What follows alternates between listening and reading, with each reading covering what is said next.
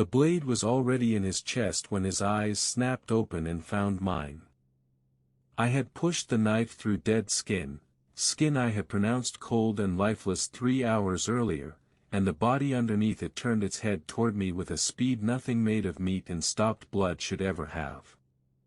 His hand closed around my forearm like a bear trap. And he smiled at me. He smiled the way you smile at someone you've been waiting a very long time to see. Let me go back. Let me start before any of that, because if I just tell you the worst part first, you'll think I'm exaggerating, and I need you to understand that I am not.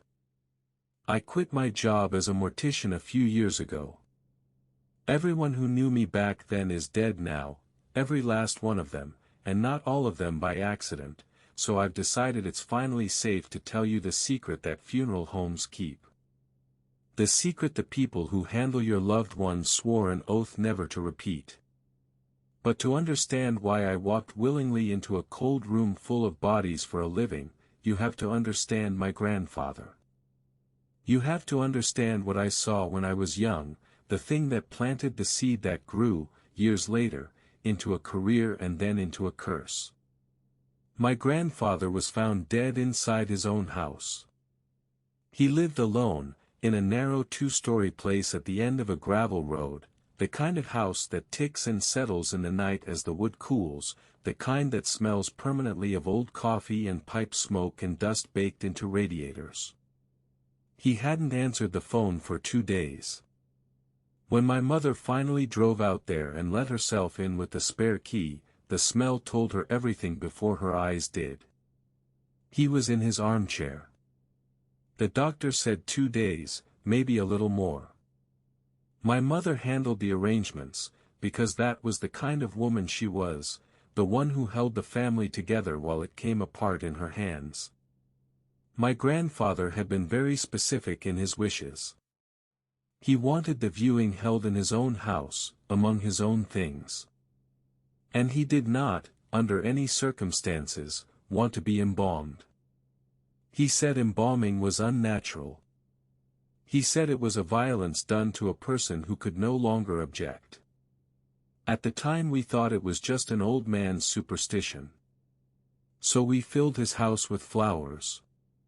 Lilies, mostly, great white funeral lilies, dozens of them, their sweetness so thick and so deliberate that it became its own kind of smell, a perfume laid over rot like a sheet over furniture. We all knew what the flowers were really for. Underneath the lilies was the other thing, the low animal smell of a body 2 days gone, and the harder you tried not to notice it the more it crept into the back of your throat. We gathered around him. We cried. We held each other's hands and said the things you say, that he'd had a good long life, that he was at peace now, that we just wished we'd had a little more time with him. Just a little more time. I have learned to be very careful what I wish for.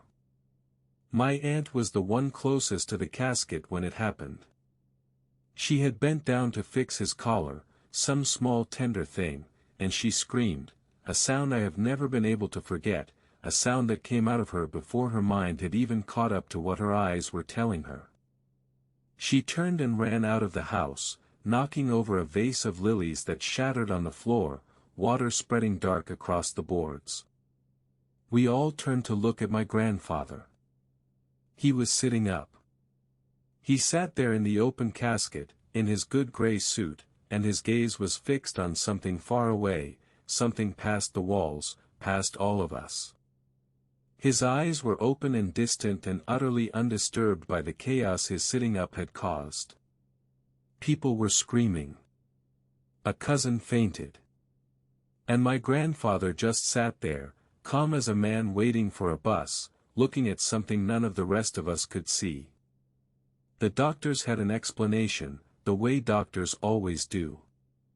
Lazarus syndrome, they called it, a rare phenomenon where a person presumed dead spontaneously regains circulation. They told us it was vanishingly rare and usually happened within minutes of death, not days. They could not explain the 2 days. They mostly just stopped trying, and changed the subject, and wrote something down. He didn't live long after that. But the thing is, and this is what I have never been able to make anyone understand, he was not the same. He would eat when food was put in front of him. He would sleep. Sometimes, looking out the window, he would smile at nothing at all, a slow private smile that made the hair stand up on my arms. But he never spoke another word. Not one. Whatever it was that had made my grandfather himself, the man who taught me to whistle, who smelled of pipe smoke, who called me his little shadow, that thing had not come back with the body. Something else was wearing him. Something quiet and patient that ate and slept and smiled at the things outside the glass. When he died the second time, and he did die a second time, a few weeks later, simply not waking one morning, my mother ignored his written wishes entirely. She had him embalmed. She had him filled and sealed and locked. Some of the family made nervous jokes about it. "We should put a bell on his tomb," one uncle said, "you know, just in case." Everyone laughed. I watched my mother's face while they laughed. She did not laugh. That was the seed. His first death, and his second, and the smiling stranger in between them, made me hungry to understand what happens to us when the body stops. I didn't care about the religious side of it, heaven, hell, reincarnation, all of that bored me the way a story bores you when you can tell the teller doesn't believe it either. What gripped me was the body. The process. The undeniable physical fact of death, and what we do with what's left.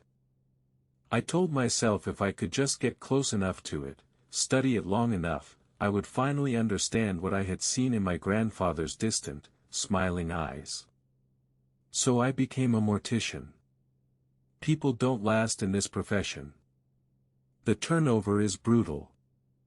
They come in fascinated and leave hollow, and so when I earned my degree and was accepted straight into an internship at a well-regarded funeral home, I felt proud. Worse than proud, I felt superior. I thought I was made of something the quitters weren't. I thought a dead body was just a problem to be solved, a piece of meat to be cleaned and posed and made presentable. I looked down on every person who walked out the door. I understand now that they were the smart ones. Every single one of them. They got to keep something I lost. There were 6 of us when I started.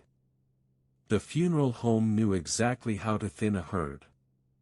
They gave the interns the worst arrivals, the ones the experienced staff didn't want to touch. The decomposition cases. The accidents. The ones where the family asked for an open casket against all reason and you had to find a way to give it to them. The one that almost broke me in those first months was a little girl. 3 years old. Her own father had done it, multiple wounds, the kind of thing your mind refuses to hold still long enough to look at directly. The mother chose a closed casket in the end, mercifully, but she still asked us to reconstruct her daughter's face. She wanted her baby whole again, even inside a box no one would open. I spent 2 days on that child. When the mother came to identify her, she touched the casket and thanked us, with tears running down her face, for making her little girl whole again. I went home that night and sat in my car in the driveway for 3 hours and could not make my hands stop shaking. But I did not quit. My pride, again. Always my pride. By the end of that first year, there were 2 of us left. Me, and a woman named Mara. Mara was extraordinary. I have never met anyone, before or since, with a stomach like hers. She could eat a sandwich in front of an open chest cavity and ask if you wanted half. She made coffee constantly, she called it the elixir of the gods, and she had a dry, gallows sense of humor that was the only thing that got either of us through those months. We had survived the cull together. We thought that meant the worst was behind us. It was Mara who told me the director wanted to see us both. His name was Merrick. He was an older man, gray and stooped and very quiet, with the kind of face that looked like it had stopped being surprised by anything a long time ago. When we came into his office he didn't even look up. He was flipping through stacks of paperwork, file after file, and he let us sit there in silence long enough that I could hear, through the wall, the squeal of a gurney's bad will as someone rolled a fresh arrival back toward the cold room. I remember thinking that I'd rather be back there, elbow deep in the worst case imaginable, than sitting in that quiet office with that quiet man and that sound he wouldn't acknowledge. "Congratulations," Merrick said finally, "on completing your first year." He did not sound congratulatory. He sounded like a man reading a sentence off a page in a language he hated. "Thank you," Mara and I said, together. He still didn't look at us. He slid a thick stack of papers across the desk.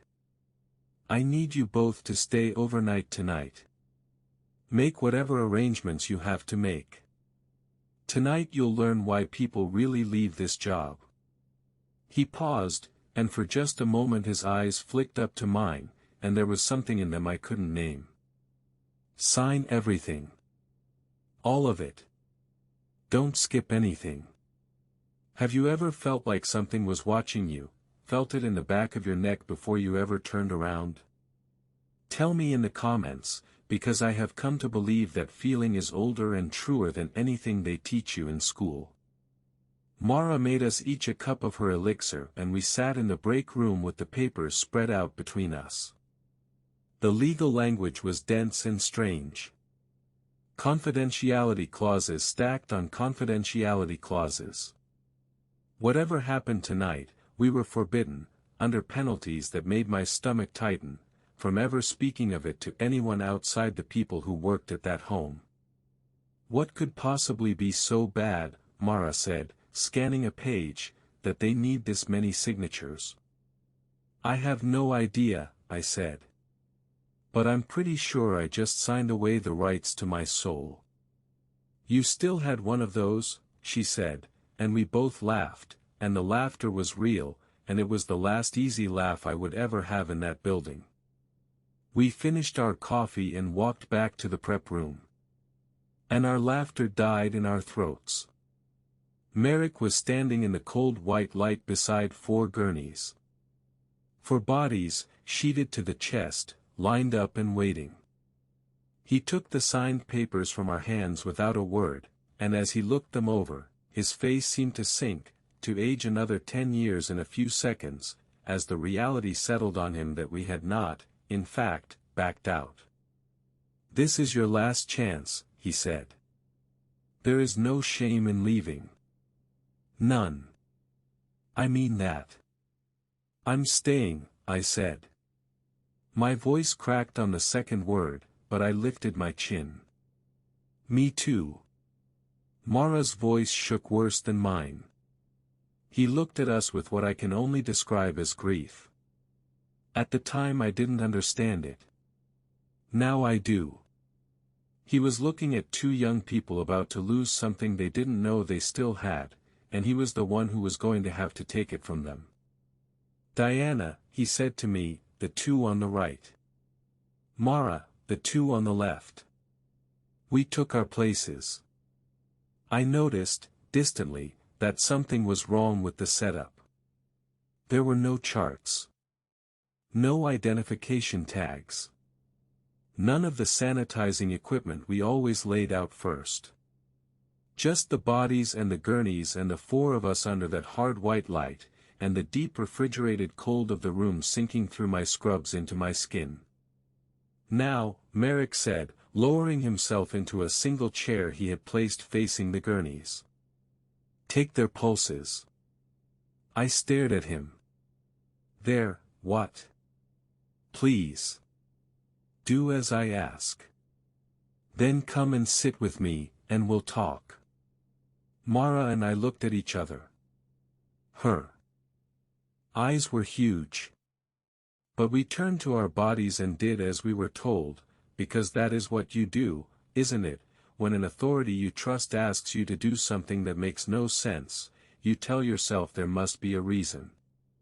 My first was a slim woman, somewhere in her 30s, her face slack and peaceful in the way the recently dead sometimes look, almost asleep. I took her wrist carefully, the way I'd been trained, mindful not to bruise the skin.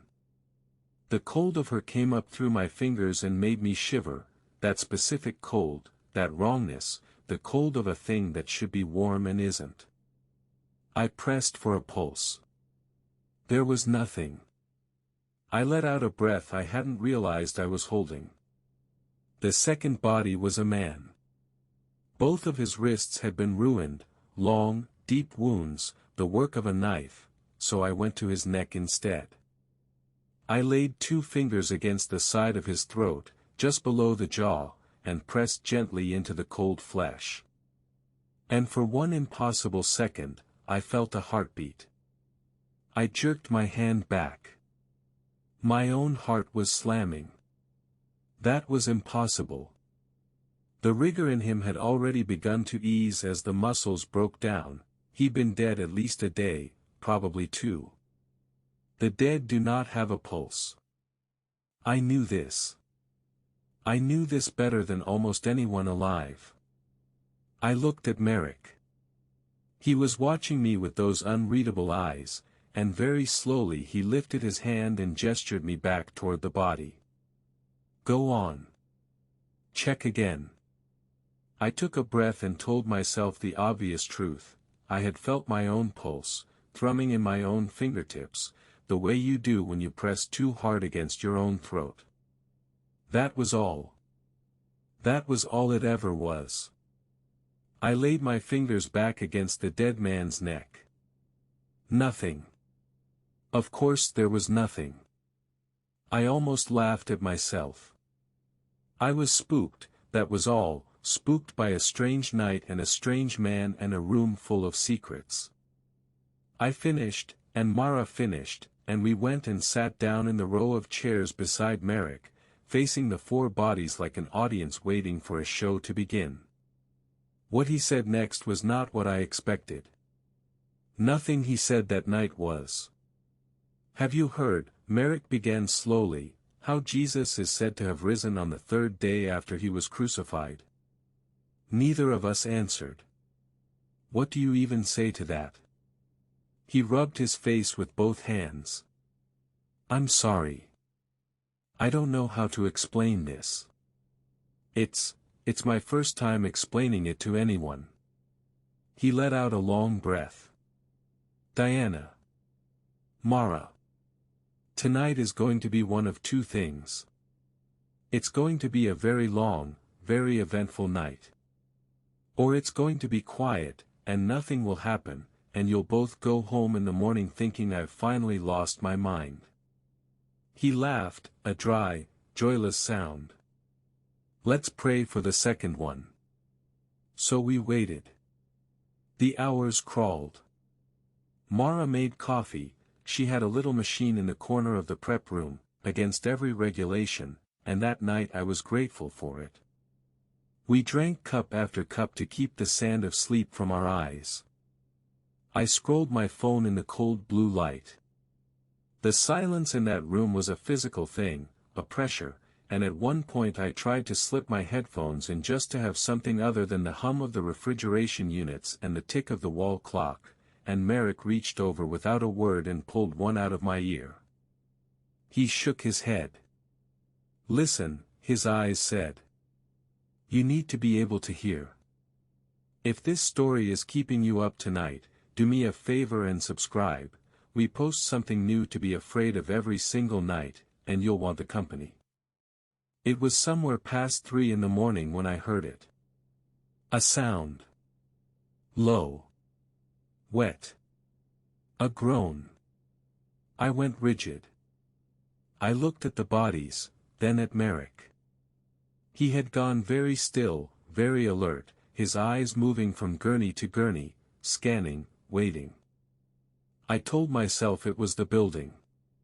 Old pipes. Settling wood.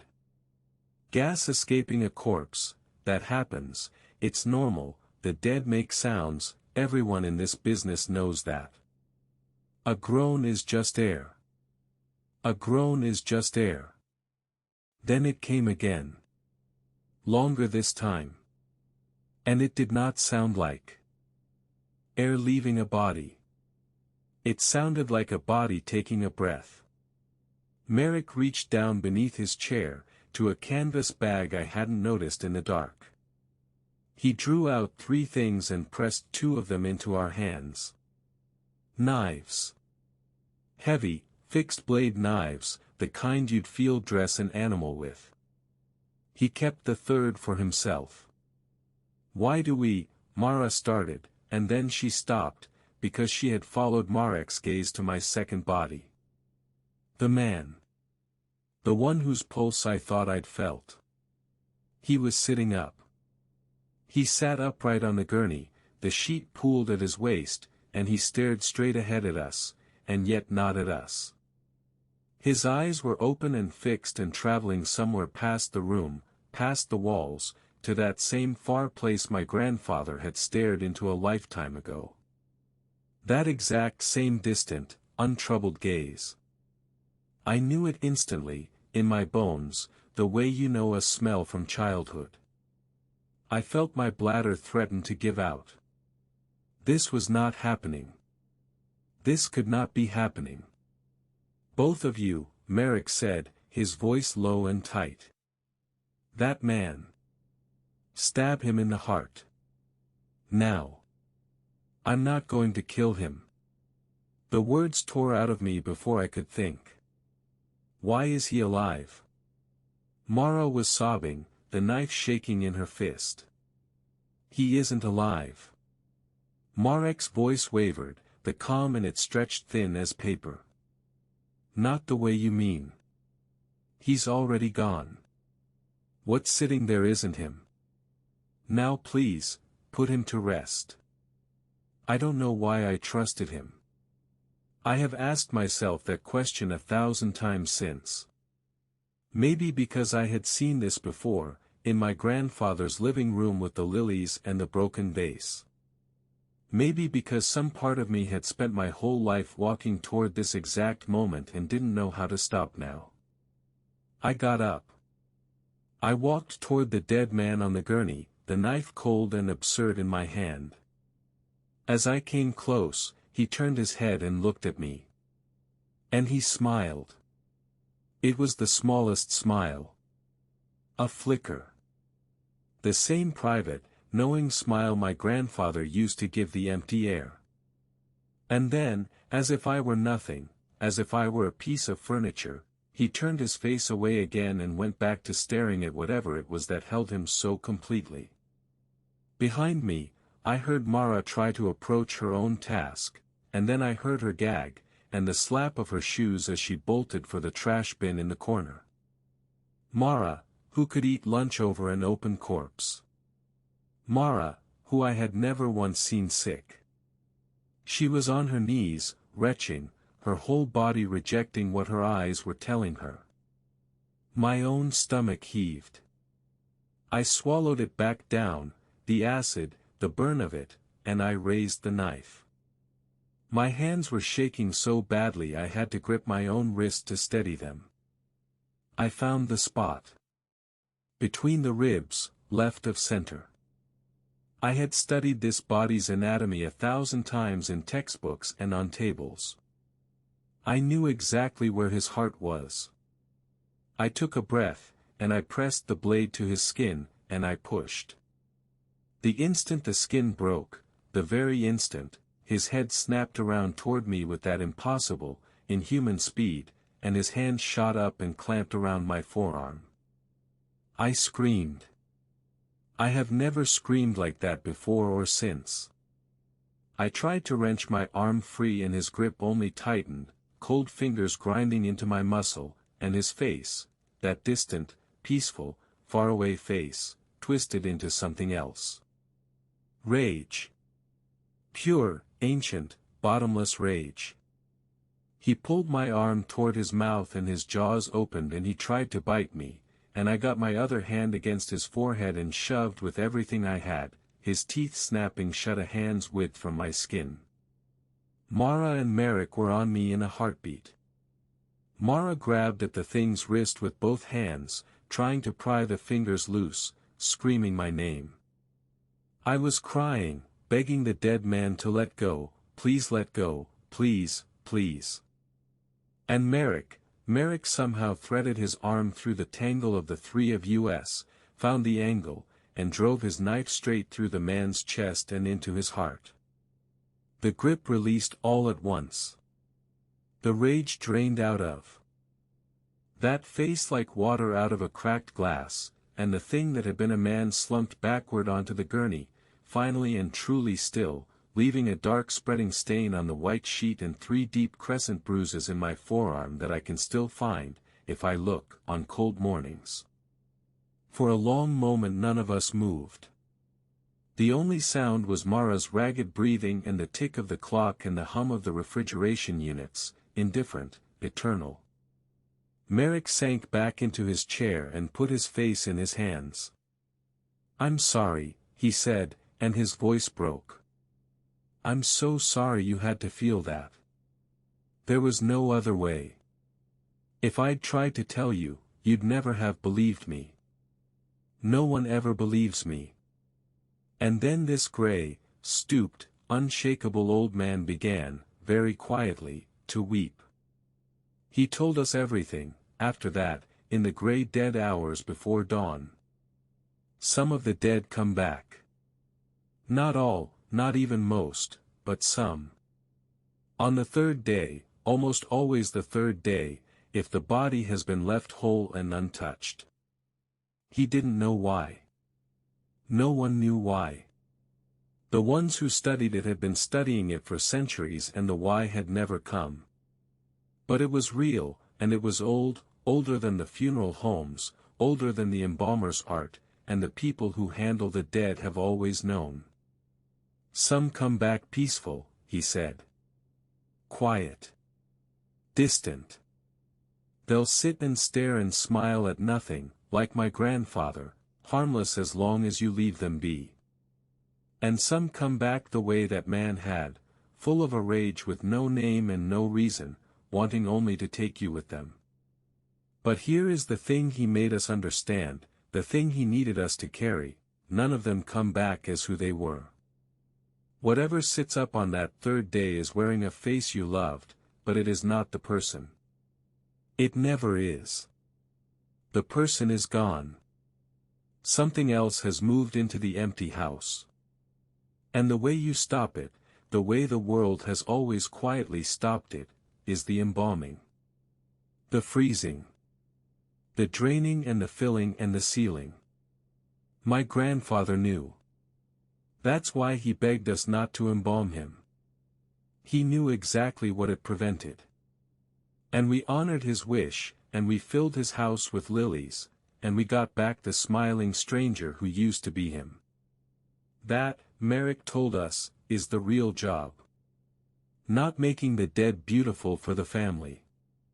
Not posing them and painting them and tucking them into silk. That's the show. The job, the actual, secret, sacred job, is to make sure the dead stay dead. We are not here to prepare the body for the living to grieve. We are here to keep the door shut. He gave us the same choice he'd been given, once, by whoever trained him. We could stay, or we could go. If we left, they'd help us find new work, no questions, no shame.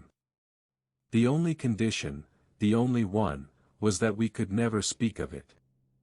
Not ever. The secret stayed among the people who handled the dead, and it was better, far better, that the rest of the world go on believing the door doesn't open. We both stayed. I have asked myself why 1,000 times. Mara stayed because, well, I never fully knew why Mara stayed. But I stayed because I was still, after everything, that little girl in the living room full of lilies, staring at a man who'd come back wrong, needing to know. I had spent my whole life chasing the question of what waits for us on the other side of death. And now, finally, I had part of an answer. It wasn't an answer that let me sleep. But it was an answer, and I was too far gone to walk away from it. What would you have done? I still wonder, on the bad nights. I still wonder if there was a version of me brave enough to set down the knife and walk out that door into the gray morning and never look back. I'd like to think there was. I'm not sure I believe it. The years went on. We learned the real work. Every body that came through those doors, we treated as a door that had to be kept shut, and on the rare nights when one of them began to groan, we did what had to be done, and we never spoke of it, and we signed the papers. And we went home. Merrick died a few years later. He took his own life. He left no note, but he didn't need to. The weight of the secret had been crushing him for decades, and one day it simply finished the job. I found him myself. I made the arrangements myself. And I made very, very sure that he would stay where I put him, because Merrick of all people would not have wanted to come back wrong. I took over his position after that. I trained the new ones, the way he trained me, and I watched the same grief settle into my own face that I'd once seen in his and not understood. Mara didn't get a quiet ending. Mara was murdered. The husband of a woman she had handled came to believe what she'd done, in the only way the families ever could, as a monster's act, a desecration. He said she'd killed his wife when his wife woke up again. He couldn't be made to understand that the woman who woke up was already gone, that Mara had done the kindest and bravest thing a person can do. He killed her for it. And I couldn't testify to the truth without breaking the only oath I had left. So I stayed silent, and I buried my friend, and I made sure she stayed buried too. So here I am. Out of the business now, finally, but never out from under the knowledge. I have watched the people I loved die, and I have made certain, with my own hands, that they stayed dead. Every one of them.